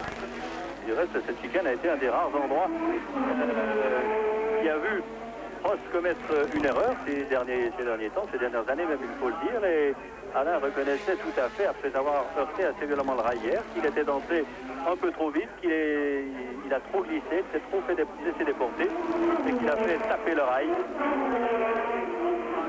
Une erreur suffisamment rare pour qu'on la signale. La Benetton de Fabi qui va être rattrapée par la Williams Honda de Nelson Piquet. Les Williams qui ont démarré la saison en fanfare et ensuite un passage à vide assez curieux dû à de la recherche du développement, on ne sait pas, mais enfin quand même un petit peu curieux, et qui depuis 3 courses sont revenus au niveau de ce qu'ils étaient lors de la première course. Est-ce que c'est pour mettre un petit peu la concurrence en émoi, pour les calmer un petit peu, parce que tout le monde après le Grand Prix du Médée s'est dit ça y est, ils sont partis, maintenant ils vont tout rater. C'est un petit peu curieux, mais maintenant ils sont de nouveau là, en grande forme. Alors la situation après 38 tours, Piquet est en tête avec 3 secondes 2 d'avance sur Senna, 3e Prost à 30 secondes juste, 4e Arnoux à 31 secondes 8, qui est donc assez près, 5e Lafitte à 34 secondes 4, 6e Johansson à 1,16, 7e Mansell à 1,20, 8e Patrese à 1,21, 9e Alboreto à 1,30, 10e Woodson à 1 tour, 11e Palmer, 12e Dumfries, c'est 12 voitures dans le vaisseau olympique. Piquet s'arrête. Alors Senna va reprendre la tête, oui Senna vient de passer en tête devant moi. Oh que c'est rapide, en tout cas sur le côté droit, ça coince un endroit, oui. Ah, il peut... avec la dilatation, la chaleur, quel dommage. 7-8 secondes de perdu là. Ah oui, elle va repartir deuxième, 10e fois, cher sur la piste. Il repart deuxième toutefois, mais... Ah oui, avec 3 secondes d'avance sur Prost et des pneumatiques qu'il va convenir de chauffer sur un tour environ, c'est pendant un tour qu'il faut faire attention là. Eh bien, vraisemblablement, ils ont gardé les pneumatiques dans des couvertures chauffantes. Il faut simplement faire attention à leur montée en pression qui dure à peu près la moitié d'un tour. Ici, les conditions sont très chaudes, donc ça ne devrait pas poser de problème. Mais sur les circuits où il fait frais, généralement, il faut un tour.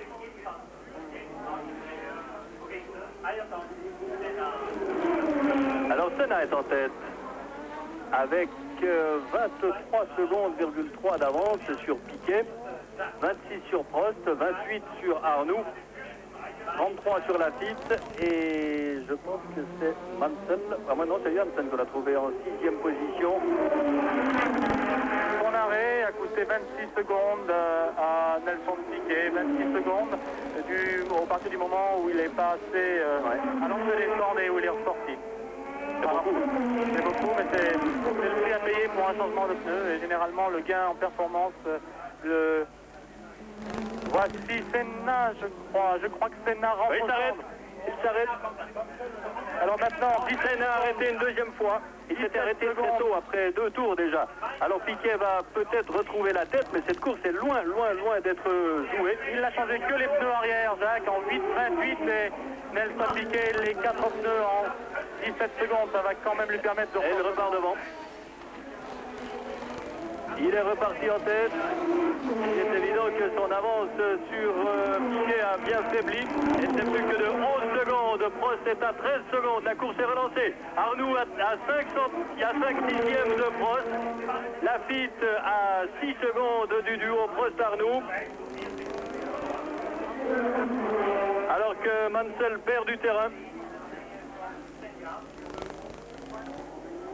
Ah, on se régale. Ah, c'est fabuleux. Est-ce que lorsqu'on est au volant et qu'on est au cœur d'une situation telle que celle-là, on a le temps de savourer ce moment et de se régaler autant que les commentateurs ou les téléspectateurs? Alors c'est une autre forme de plaisir, mais on arrive à suivre un petit peu ce qui se passe par rapport au pilote qui vous précède et à celui qui est derrière. Mais c'est une autre forme de jubilation. Et très souvent, vous savez simplement qui est leader ou qui a gagné lorsque vous êtes un peu attardé? Oui, ça dépend de l'accord qu'il y a avec la signalisation et aussi maintenant le fait que nous soyons équipés de radio nous permet de temps en temps d'avoir un classement. Mais ceci dit, il ne faut pas trop s'appliquer à ce genre de choses. Vous se déconcentrer, il faut surtout s'appliquer à sa tactique et à son pilotage. À propos de radio, on signalera que pour la première fois, ici Ferrari a utilisé ce système de radio de bord. Mieux tard que jamais. Et McLaren refuse toujours de le faire car on ne veut pas charger cette voiture, la McLaren, de 3 kilos supplémentaires. Mais on peut supposer que parfois la chose serait bonne, surtout lorsque l'on veut un changement de gomme afin de pouvoir annoncer un retour prématuré ou simplement dire qu'on aimerait des gommes plus dures. C'est un avantage technique, en tout cas au niveau de la qualité du travail. Dans les stands, ça permet une plus grande mobilité aux ingénieurs, aux chefs mécanos aussi de suivre ce qui se passe, car il a, sans avoir le droit d'intervenir, il a quand même la possibilité de suivre ce qu'il se passe. Et c'est un gain de temps pour savoir si par exemple votre équipier est rentré au stand, est en train de changer de pneu, alors on vous passe un ordre de rester dehors. Il y a certains cas dans lesquels ça doit être très appréciable. Et on l'entend bien avec le bruit du moteur et la concentration et tout ce qu'il faut faire. On se dit qu'il faudrait vraiment 4 bras pour faire tout ce qu'il a à faire. C'est vrai, il y a certains moments où il vaudrait mieux se concentrer, mais pour vous donner une petite anecdote, par exemple au Grand Prix d'Espagne, dans le premier tour, Jones s'est accroché, Teddy Meyer était persuadé que c'était moi. Et dans le premier tour, il a commencé à demander « Patrick, tout va bien, tu es là ?» Et je lui ai répondu « Mais oui, je suis là, c'est l'autre qui s'est viré. Moi, je suis toujours en bagarre, j'étais en plein milieu du peloton, je devais être 10e. Et ça m'a fait sursauter un petit peu. Donc ça peut avoir quelques inconvénients, mais si on met une tactique de travail au point à l'avance, on peut se servir de cet appareil avec beaucoup d'efficacité. Sur l'image qui a été passé par Arnoux, il est 4e, puisque nous avons toujours Senna avec 8 secondes d'avance sur Piquet, 13 secondes sur Prost, sur Arnoux, pardon, 15 secondes 7 sur Prost, 18-8 sur Lafitte. Bientôt le duel des deux copains, Prost et Lafitte, dont on pourra dire qu'ils ne se seront pas mesurés qu'au golf ici, puisque d'ici quelques instants, Prost semble perdre un tout petit peu de terrain. Oui, il a tourné en 1,47,1 et Lafitte avec sortie de route pour Piquet. Aïe, c'est avant la chicane. Sortie de route pour Piquet. 22 tours à courir, Jacques, 22 tours à courir. Le pilote semble ok, il n'y a pas de problème. Peut-être qu'il a conversé de traitement aussi avec son... Oui, vraisemblablement, il avait l'air de parler à son temps. Il a touché assez fort. La voiture est dans la trajectoire. Il a dû sortir un petit peu large de cette chicane droite-gauche, toucher légèrement avec le pneu et la roue avant droite le mur et rompre sa colonne de direction, sa crémaillère, le triangle de suspension et les moustaches. Mais voilà qui ne va pas améliorer sa position au sein de l'équipe Williams. Piquet. L'année que Patrick Head travaillait avec Nelson Piquet à son arrivée chez eux et qu'il est maintenant repassé sur la voiture de Mansell, que les deux pilotes ne se parlent pas. C'est pour le moins une ambiance assez curieuse chez eux. En tout cas, pas très constructive. Oui, du reste, l'ingénieur en chef, en fait, le nouveau patron provisoire de l'écurie Williams, en attendant le rétablissement de Frank Williams, a dit à Piquet, tu ne vaux pas tout l'argent que l'on t'a donné. Je pense que lorsqu'on dit ça à un pilote qui est une super vedette et que l'on a eu à coût de millions de dollars, je pense que ce sont des remarques qui ne doivent pas faire très plaisir, non seulement à dire, mais surtout à entendre.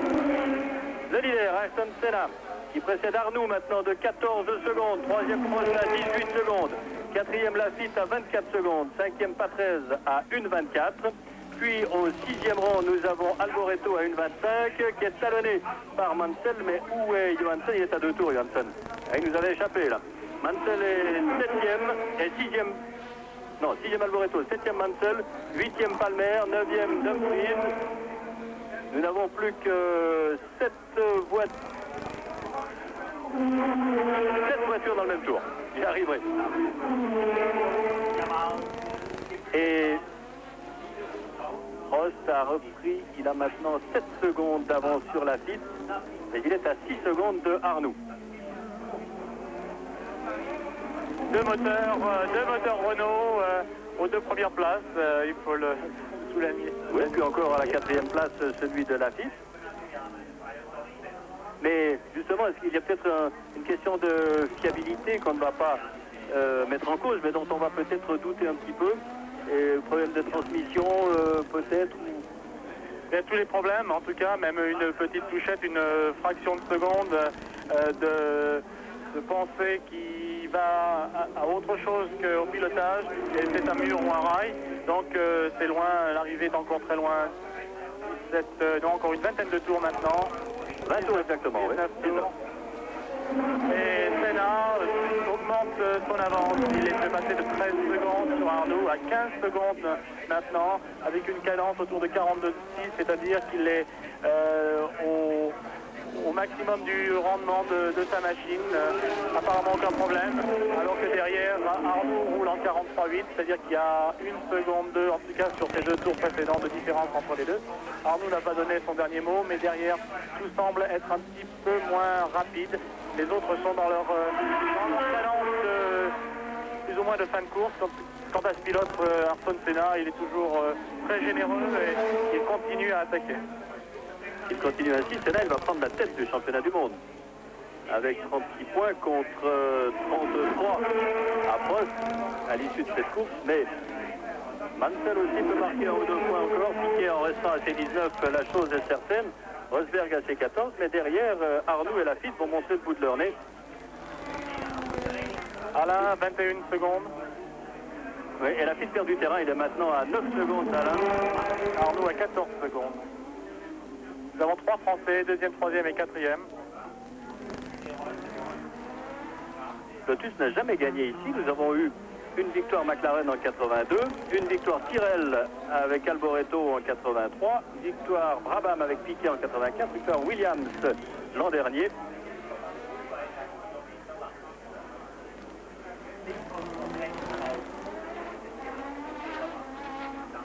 Et René Arnoux, deuxième à 14 secondes 5. J'ai l'impression qu'on va coucher un peu sur les positions maintenant pendant... Oui, maintenant ça semble être un petit peu figé. Nous n'avons plus de grosses bagarres en vue. Ça va être une question maintenant de fiabilité, de concentration, de pilotage. Il n'y a plus grand chose dans la course. Les 2 tiers de la distance sont couverts, c'est-à-dire que si maintenant nous avions une averse, le directeur de course pourrait arrêter et attribuer la totalité des points, ici Piquet qui rentre à son stand. La mine un peu défaite et marquée par la fatigue du effort qu'il vient de fournir Nelson Piquet. Et voilà, Alain Prost. Nous allons retrouver Piquet probablement sur les circuits plus roulants, sur les circuits rapides. Sans doute.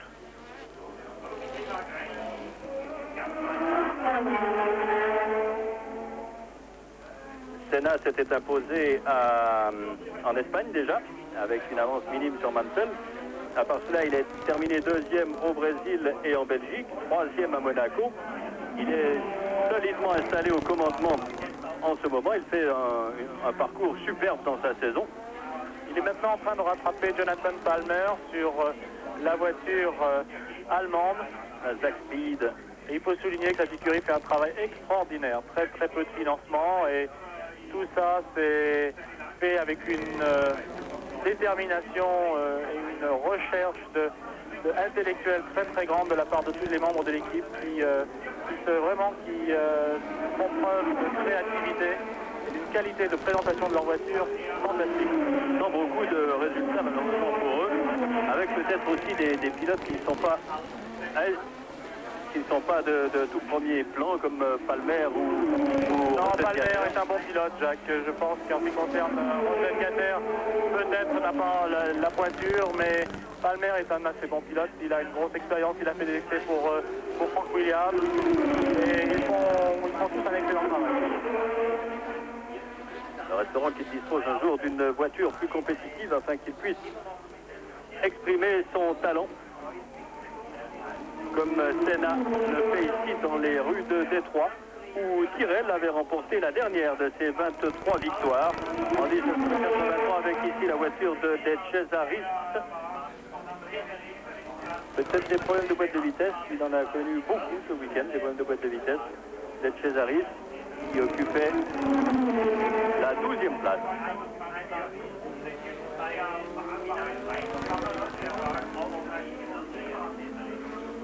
Alors Piquet se consolera apparemment ou partiellement avec le record du tour qui ne devrait plus lui échapper en 1:41,233. Mais pour l'instant, tout le bénéfice de cette course revient bien à Ayrton Senna, pole position et solide leader de la course avec 11 secondes et demie d'avance sur René Arnoux. Troisième Prost à 22 secondes, quatrième Lafitte à 30 secondes, cinquième Mansell, sixième Alboreto, septième Patrese. 7 voitures dans le même tour. À un tour, nous avons une seule voiture, c'est celle de Dumfries. Tous les autres sont à 2 tours et plus. Je ne vois plus de Jones ici, qui est devenu votre coéquipier. Il a abandonné avec des ennuis de transmission. C'est même que Chiver dans les mêmes ennuis sur les deux voitures. C'est vraisemblablement un problème de boîte. Nous avons un très gros souci avec la boîte. Les pignons n'ont pas dû pouvoir faire la distance. Il y a des progrès à faire de ce côté-là, c'est notre faiblesse. Ça avait tenu contre toute attente à Monaco, et ici c'est un circuit très très dur pour cela. Et sortie d'Arnoux, sortie d'Arnoux. Non, malheureusement, alors là c'est cette fatigue dont vous parliez qui commence à se faire sentir. Vraiment malheureux pour René Arnoux, auteur d'une course superbe, on ne dira jamais assez, qui perd ici tout le bénéfice d'une deuxième place qu'il aurait amplement mérité. Vous voyez, ça fait 2 coups sur coup, dû certainement un petit peu à la fatigue, la déshydratation, les problèmes de température, de chaleur causent des problèmes physiques. Et au bout d'un petit moment, le cerveau n'est plus aussi bien oxygéné, des courbatures dans les mains et une petite erreur, un petit écart de trajectoire de serait-ce de 5 cm et peut-être même moins, et c'est dans le mur. Et il arrive de toucher un petit peu un rail, un petit peu un mur, tantôt à gauche, à droite, mais de l'effleurer, ça suffit. Parfois ça peut faire des dégâts, mais là c'était vraisemblablement un petit peu plus. Dommage pour René Arnoux. Et la situation se présente dorénavant de la façon suivante. Toujours Senna qui est en tête. Alors, très solidement installé au commandement avec 26 secondes 4 d'avance sur Alain Prost, que voilà. Et qui est deuxième. Troisième Lafitte à 33 secondes. Quatrième Mansell à 1:29. Cinquième Alboreto à 1:41.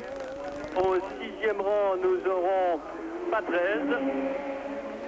Sixième Patrese, septième Dumfries, parce que Dumfries a marqué ses premiers points aujourd'hui. Huitième Palmer, deuxième Stripe. Dixième Thierry Woodson à 3 tours.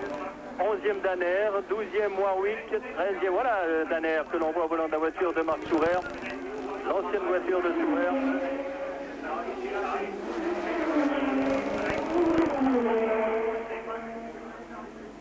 secondes de retard sur la ligne d'arrivée pour Alain Prost. Je crois que cette deuxième place satisferait pleinement Alain Prost, qui n'a jamais connu le succès dans la tournée nord-américaine, mais deux deuxièmes places, cela lui permettrait même pas d'imiter des dégâts, mais tout de même de bien marquer sa position au championnat. Avec la voiture de la Lotus qui bouge beaucoup au freinage.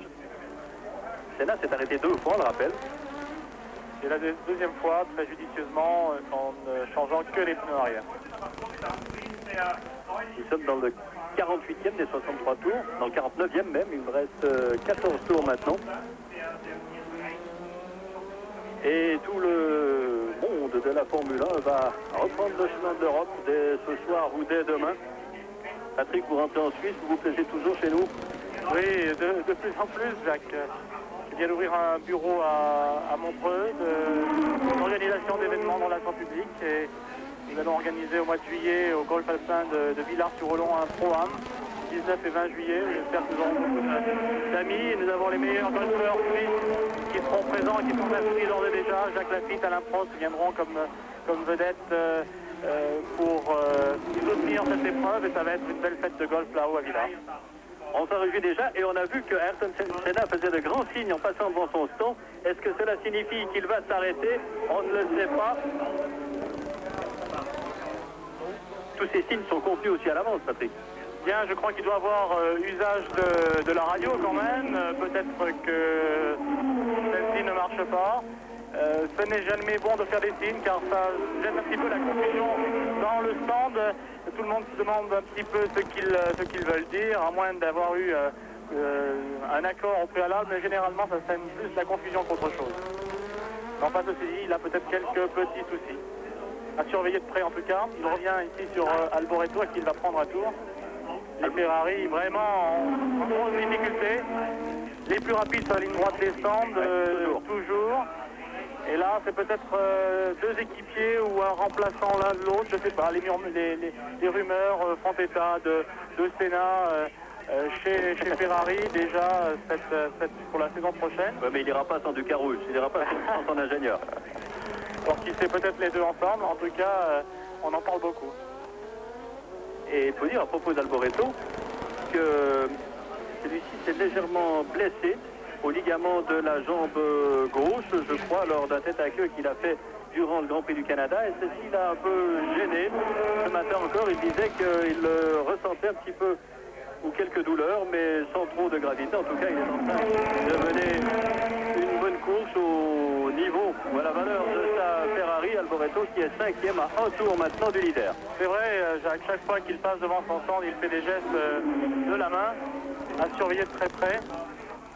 Un problème de ligament, vous disiez, pour Alboreto, c'était le même problème que Arnoux avait rencontré il y a de cela un an en arrière. Il y avait des problèmes de ligament avec la jambe gauche. La différence, c'est qu'avec Arnoux, on l'a su qu'après. Et maintenant, d'après Alboreto, Arnoux n'a plus un problème de ligament à une jambe, mais de violentes douleurs dans un bras. Parce que c'est à force de faire des bras d'honneur au Ferrari quand il les double, c'est ce qui dénote l'humour d'Alboreto qui est toujours bien présent.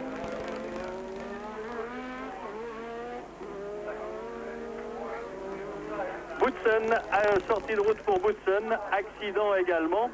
C'est en tout cas ce que nous indique notre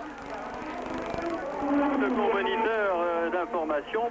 Touchette pour Boutsen, on ne l'a pas vu, on n'a pas vu la voiture non plus. On espère que ce n'est pas grave, mais je ne pense pas. En tout cas, pour l'instant, tout semble aller correctement à bord de la Lotus numéro 12 d'Ayrton Senna. Oui, qui semble bien s'acheminer vers une victoire qu'il n'aura pas volée, ça il faut le dire. Et les leaders n'ont pas manqué. Nous avons eu dans l'ordre Senna, Mansell, Arnoux, Lafitte, Piquet et Senna encore en tête de ce Grand Prix de Détroit de Formule 1. C'est lui toujours le plus rapide. Voilà, c'est Arnoux. Il roule en 44-0, c'est le plus rapide en piste à l'heure actuelle. Nous n'avons pas pu voir le signe éventuel qu'il aurait pu faire à son temps.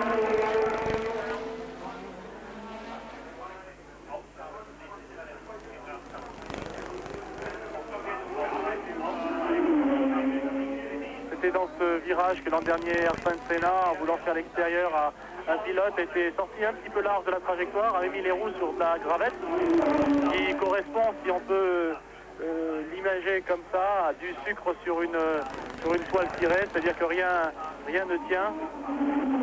Et il avait perdu la possibilité de terminer l'épreuve dans ce virage. Oui, ou dans ce même virage où quelques tours auparavant, il avait passé si près des pneus de protection qu'il avait détaché une pile de pneus et que ceux-ci avaient roulé sur la piste. Également dans ce virage, qu'à mi-course, j'ai fait un tête à queue et j'ai cassé la suspension arrière gauche. Vous avez fait revenir à contresens sur l'ordre des commissaires, on s'en souvient. Non, c'était un ordre des commissaires qui m'avait demandé de me sortir de cet endroit-là en marche avant, et c'est pour ça que je l'avais fait. Hubert Brustan qui vient de rentrer dans les stands après son accident. Et Senna qui va prendre un tour à Mansell maintenant. Il y aura plus grand monde dans le même tour. Et Danner qui passe au grand ralenti.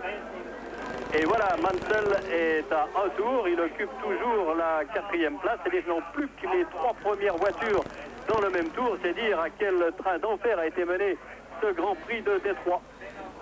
7e manche du championnat du monde des conducteurs que nous vivons ici en très léger différé des États-Unis. 11 tours à couvrir maintenant.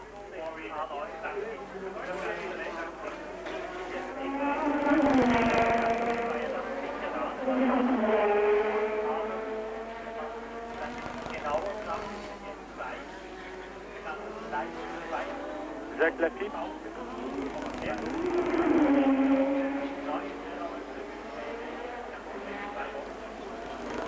est en train de revenir sur Alain Prost, Lafitte. Ah oui. On va prendre des écarts. Deuxième et le troisième. On va prendre des écarts au prochain passage. Très très drôle, les deux copains. 2 secondes 09.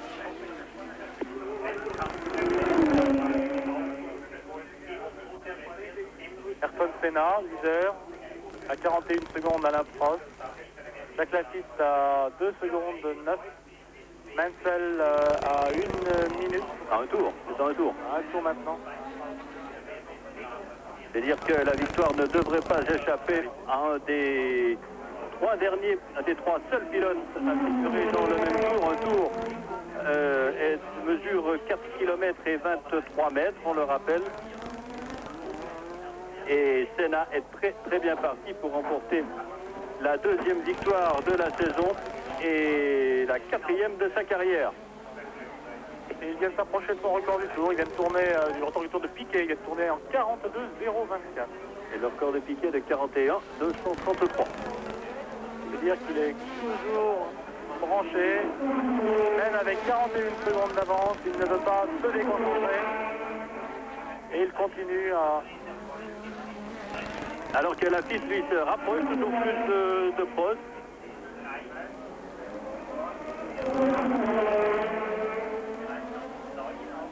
Ah oui, il est maintenant à moins d'1 seconde.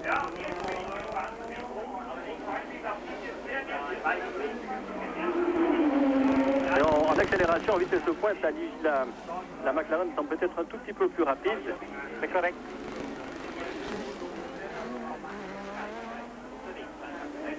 On a le sentiment que Prost peut contrôler la piste. On va... Oui, l'écart est resté pareil. 2 secondes et des poussières. Senna, Prost, Lafitte à un tour, Mansell, Alboreto, Patrese. Puis Dumfries à 2 tours, Palmer à 2 tours également, au 8e rang. 9e, Straef à 2 tours et Warwick 10e à 3 tours. Pour vous donner une petite idée des temps, Prost et Lafitte tournent en 46,4. Et ceci est à peu près 2 secondes moins vite au tour que Ayrton Senna dans le tour précédent.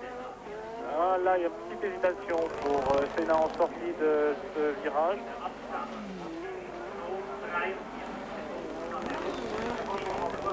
Et si Alain devait terminer cette course dans les points, ce qui semble probable, ce sera la 6e fois consécutive qu'il terminera dans les points, ce qui est tout à fait significatif.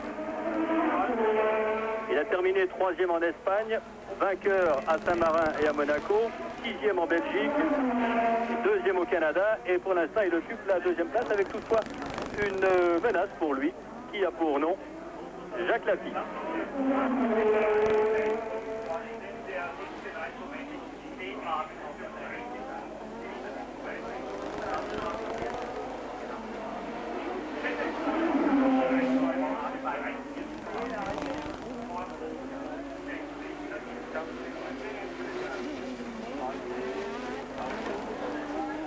Ah, ça va être intéressant au freinage.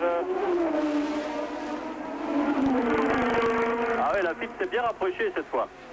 On ne sera pas là, mais ça serait tardé. C'est la lutte à suivre pour l'instant. Prost-Lafitte, pour l'instant, aucune tentative exercée par Lafitte sur son rival et ami. Ils allons taper des balles de golf cette semaine, les deux. Et la semaine précédente aussi, et je pense la semaine prochaine également. Ah, la semaine prochaine pas, parce que Prost va faire des essais à Silverstone dès mardi.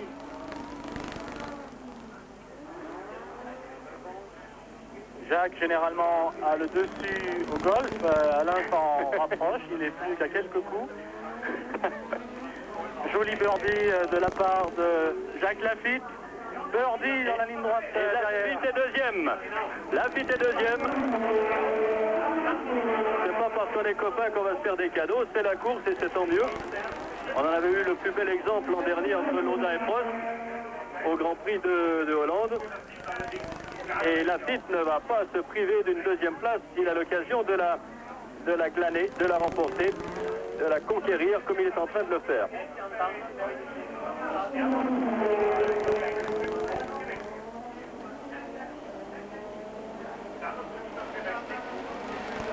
Lafitte avait terminé deuxième en Australie l'année dernière.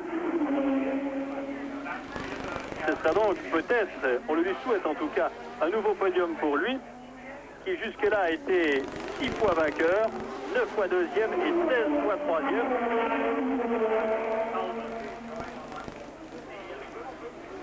Ce serait donc s'il parvient à maintenir cette position, son 32e podium à Lafitte, ceci en 174 Grands Prix, à relever qu'au Grand Prix d'Angleterre, il égalera le record absolu de participation au Grand Prix qui est détenu par Graham Hill.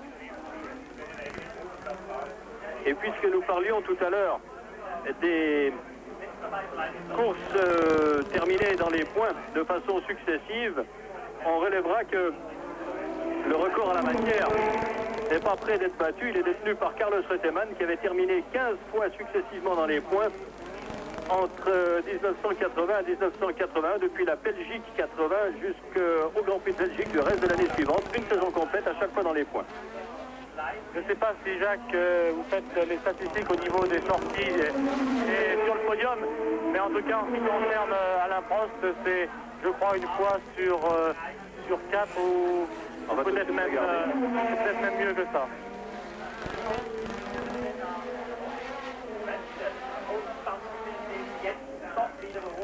Au niveau du podium, oui, Prost a déjà 23 victoires. Il a 9 deuxième places, ça porte à 32. Et aujourd'hui, peut-être une 9e, 3e place, ça amènerait à 41 pour 96 participations. On n'est pas loin d'une fois sur deux. C'est pas mal. C'est exceptionnel.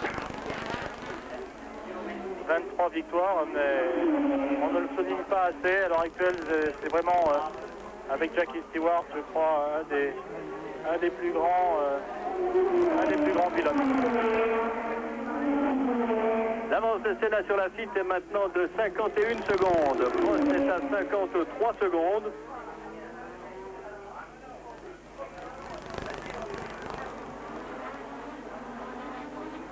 Puis 4e Mansell, ce qui nous laisse entrevoir au championnat du monde une passation de pouvoir.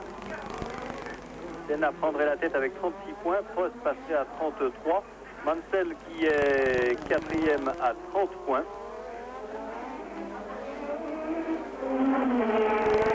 Je pense de plus en plus que c'est parmi ces trois pilotes qu'il faudra désigné, ou plutôt sera désigné, le champion du monde 1986 dans un championnat qui est bien loin d'être joué et qui va rester passionnant encore de très nombreuses courses.